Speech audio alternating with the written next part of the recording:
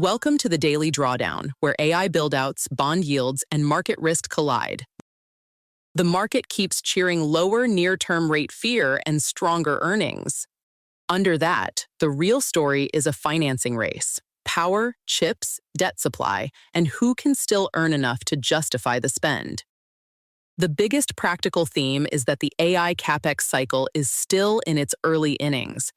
Microsoft, Amazon, Google, and Meta are expected to spend roughly $800 billion this year, and cited cloud backlogs have climbed from about $1.5 trillion to $1.7 trillion. Analysts are framing the full build-out as a more than $5 trillion effort over 5 years, which puts this in national infrastructure scale territory, not a normal tech upgrade cycle. The order evidence is lining up behind that view. Cisco booked about $9.3 billion of AI orders. Databricks says it is above $7 billion in annualized revenue and raised $5 billion at a $190 billion valuation. And Cerebras disclosed a $25.4 billion backlog. Why it matters is simple. This is no longer just a model story. It is a physical build story with real industrial beneficiaries and real bottlenecks. The hardest near-term constraint is power, with labor close behind. Data center project pipelines have reportedly tripled to around 300 gigawatts, while grid interconnections can take 4 to 5 years. That is forcing developers toward on-site generation, higher voltage transmission, and modular electrical systems that can be deployed faster. A good example is the Meta-linked El Paso gas project through EROC, supplying about 365 megawatts under a power purchase agreement. The watch list here is straightforward. Utilities and grid timelines still matter, but the faster winners may be the equipment and services names supplying integrated electrical systems, transmission gear, backup power, and modular buildouts. Think Eaton, Schneider, ABB, Siemens, Hubbell, Cummins, and Quanta Services. The bullish capex story still has 2 checks on it: financing pressure and buyer economics. Hyperscaler free cash flow is getting stressed by the spending pace. Token costs for model usage have risen quickly, and cheaper compute options could pressure returns. One cited example had Grok 4.6 priced around 80% cheaper than certain rivals.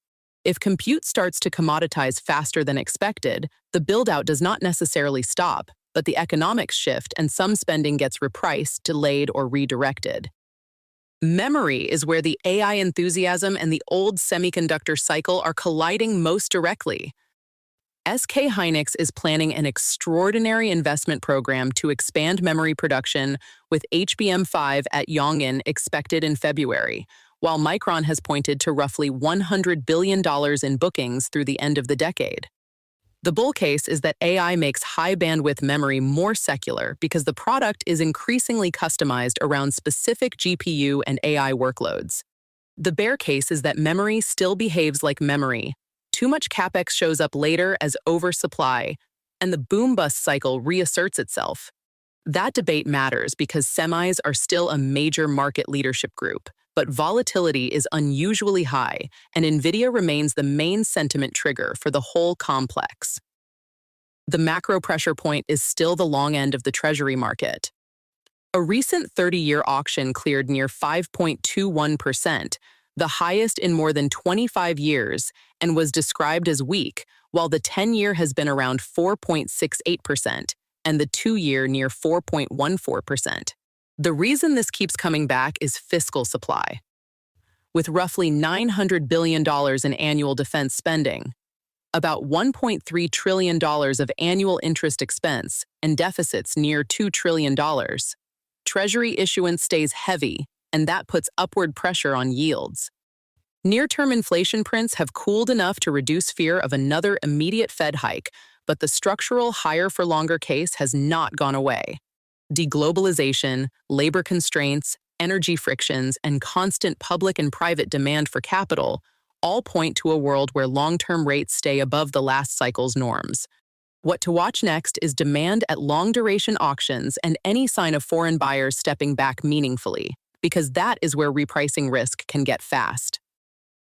Equities have kept making highs with the S&P 500 above 7,800, helped by easing rate worries, earnings beats, and better breadth.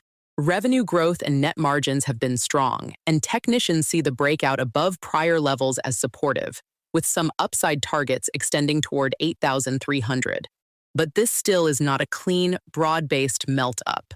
Only about 3% to 5% of stocks were making 52-week highs versus something closer to 10% in a healthier rally, and the VIX around 15 tells you complacency is creeping back in. The real risk is concentration. If the AI earnings engine stumbles, investors are likely to refocus very quickly on 4.7% long yields, heavy corporate borrowing, and rich equity valuations. That is why some managers prefer lower duration equities such as value and high dividend names over the most rate-sensitive growth trades. One underappreciated implication of enterprise AI is that durable software franchises may be more valuable, not less. Workday, Salesforce, ServiceNow, and Adobe still have proprietary data, distribution, and recurring cash flow, and customers are not likely to rip those systems out quickly. That is why some investors see them as private equity targets or potential strategic assets for hyperscalers. Reported Silver Lake interest in Workday is the clearest example of the thesis. Buy a sticky software platform, modernize around AI, and monetize the installed base. The broader point is that LLMs do not automatically replace enterprise workflows. Data, integration, and distribution still matter.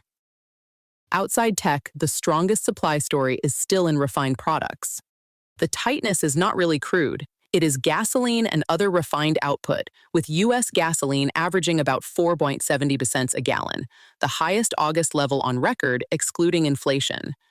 Refiners have benefited from wide crack spreads, high utilization, strong exports, and constrained capacity, which is why panelists are calling this a golden age of refining. That matters for markets because it supports cash generation, dividends, and buybacks in names like Valero, Marathon, and PBF. And it reinforces the view that natural gas and power infrastructure also benefit as AI lifts electricity demand. A few smaller but relevant signals stand out. Apple's Houston manufacturing expansion is politically important as an onshoring demonstration, but the more practical market question is whether reshoring and tighter component sourcing raise costs without moving sales much near term. OpenAI leadership turnover and Anthropic's reported pre-IPO momentum both point to the next real contest in AI enterprise monetization at scale, not just model quality. And in credit, corporate issuance is up sharply year over year, with hyperscalers becoming bigger long-dated borrowers, which ties the AI story right back to the bond market. The key setup is still the same. AI demand looks real, but power, memory, and debt markets decide how fast it can convert into returns. That is the brief for today from the Daily Drawdown. This episode was generated by Podkey. Create your own at podkey.fm.